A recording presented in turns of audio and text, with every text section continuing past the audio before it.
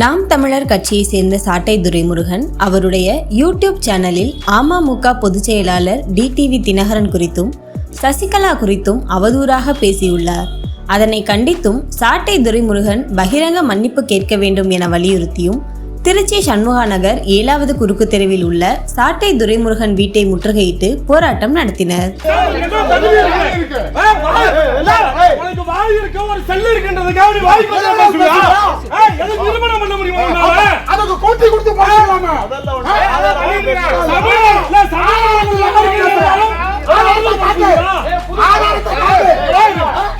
அரசியல் நாகரிகம் இல்லாமல் அருவருக்கத்தக்க வகையில் அவதூறான கருத்துக்களை வெளியிட்ட பதிவுகளை உடனே நீக்க வேண்டும் எனவும் அவதூறு பரப்பிய சாட்டை துரைமுருகனை கைது செய்ய வேண்டும் எனவும் முழக்கம் எழுப்பினார்கள்.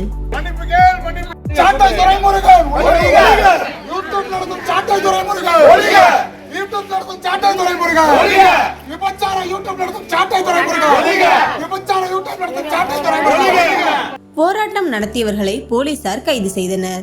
இந்த போராட்டத்தால் அங்கு சிறிது நேரம் பரபரப்பு ஏற்பட்டது.